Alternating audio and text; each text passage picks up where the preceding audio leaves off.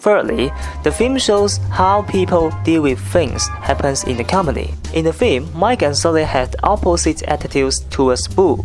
Mike thought that Boo would kill them, and he tried his best to get rid of Boo. He didn't want Boo to get close to him. He even had many plans about how to throw away Boo and left it behind.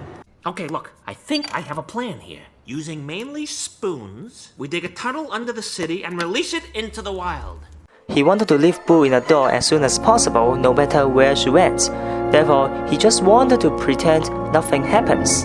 The reason behind is that he didn't want to be responsible for letting a child go into the monster world.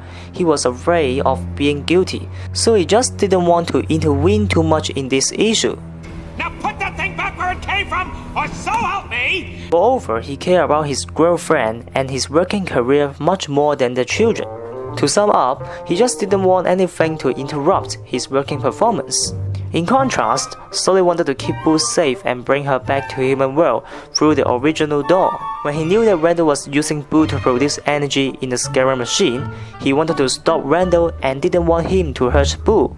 Therefore, Sully was trying to solve the entire problem, and he had a great sense of responsibility towards the things happening in the factories. He cared about justice and righteousness in the company and would fight for them.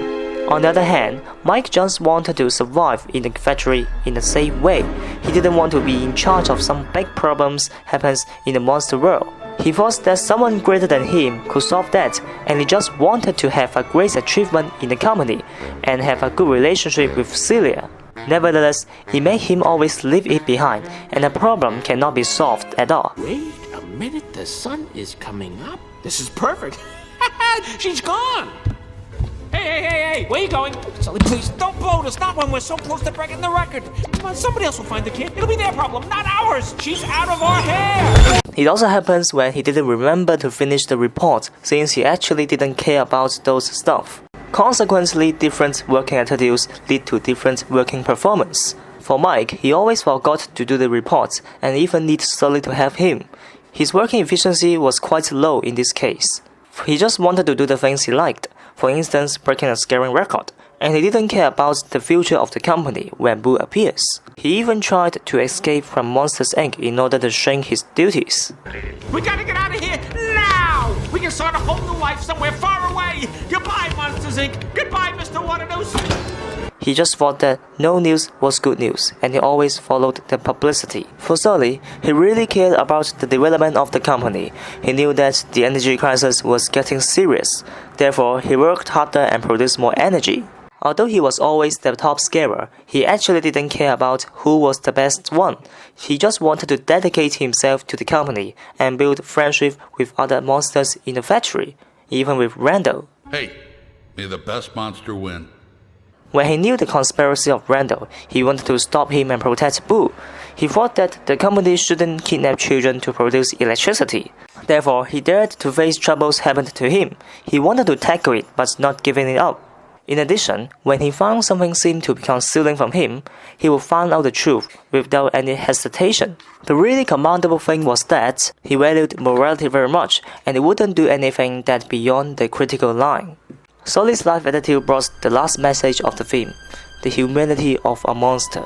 The film shows us that everything that's alive had feelings and emotions. Even monsters can feel sad and happy. When Sully first met Boo, he was afraid of her, but after several interactions with her, he found that Boo was not dangerous, and he started taking care of her. He stayed with her until she got asleep, and he played with her in the washroom. Sully could understand Boo's feeling and act like a father. What? I want to know what is in my pot. It's just a closet. Will you go to sleep? Hey, that looks like Randall. Randall's your monster. You think he's gonna come through the closet and scare you? Oh boy, how do I explain this? It's empty. See? No monster in here.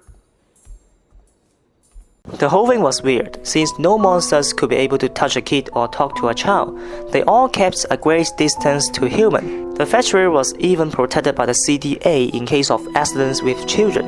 The reason why Sully could do this was that he really wanted to find out what's happening to Boo. Why she got out of human world? Was she toxic? and what she was afraid of. He thought that having communication with her was the way to solve the problem.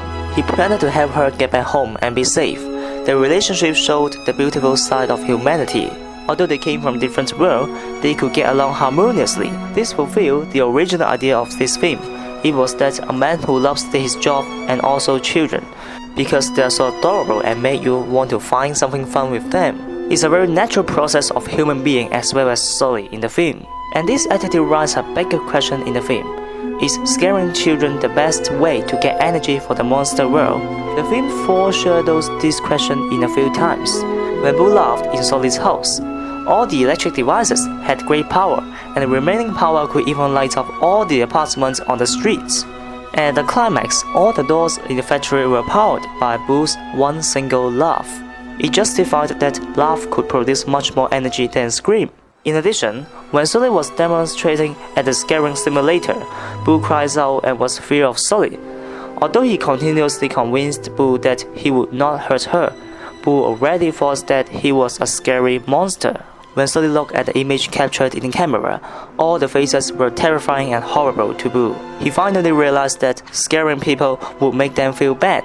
Humans didn't like being intimidated, but the monsters just continuously built their happiness on children's agony. They didn't think they did wrong since they didn't empathize those children they scared. They only did it as a job. But for Sully, due to his affection for Boo, he started reflecting on the threats he did to the kids in the past. He thought that he shouldn't scare children anymore so that he could keep a clear conscience. For this reason, after Water News was prosecuted, he restarted the company and used children's laugh to produce electricity. They knew that making children laugh was a more sustainable way to produce energy, as this positive emotion had greater power than screams. And more importantly, this change could enhance the peaceful coexistence of both the monster world and the human world. This issue teaches us that positive energy is a critical element for the long-term relationship between different kinds of living things, including humans, animals, plants, and in this film, monsters. If one side could release good intention, the other side will have greater chance to react friendly.